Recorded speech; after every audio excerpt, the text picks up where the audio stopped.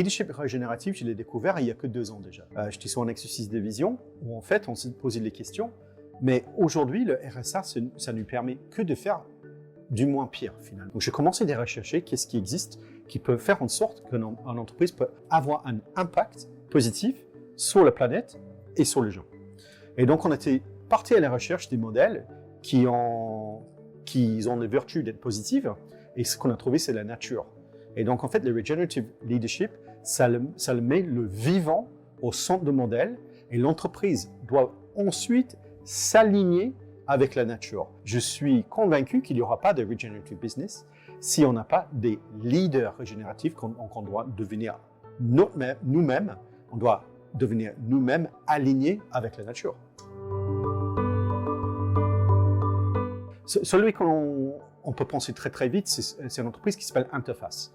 Interface est une entreprise américaine qui font de la dalle de moquette. Ray Anderson, lui, c'était le fondateur d'Interface. Et en 1994, il a cette vision qui dit que l'entreprise n'a pas d'avenir si ne s'aligne pas avec la nature.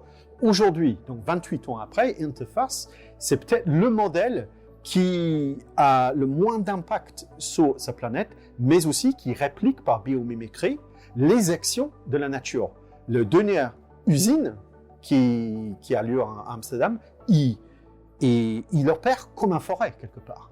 Évidemment, c'est pas parfait. Pour fonctionner parfaitement comme la nature, il va falloir que toutes les parties prenantes y travaillent et ils marchent en symbiose avec la nature. Donc on n'est pas encore là. Si on voit une entreprise comme la permaculture, par exemple, et d'ailleurs les exemples de perma-entreprises, en fait, on va commencer de parler des choses qui sont contre-culturelles dans l'entreprise et contre-comportementales. Par exemple, s'auto-réguler et se fixer des limites.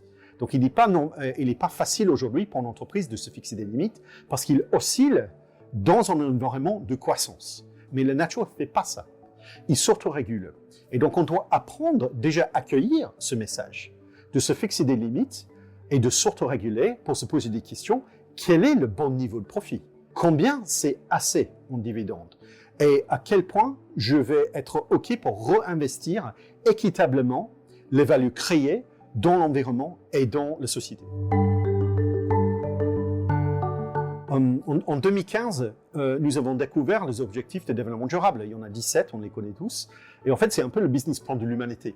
Mais la manière que c'était présenté, c'était très technique. C'est, OK, je suis aware, donc il y a un niveau de conscience qui s'est installé, mais finalement, les gens, ils n'étaient pas suffisamment câblés pour les traiter, pour les résoudre. Parce qu'on les a vus comme des challenges techniques, donc cérébrales, et pas du tout comme les défis de compassion et de l'empathie.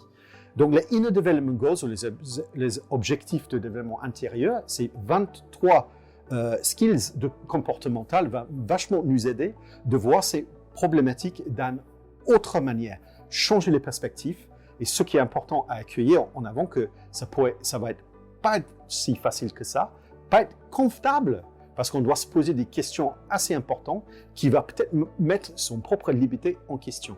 Par contre, il va falloir y aller.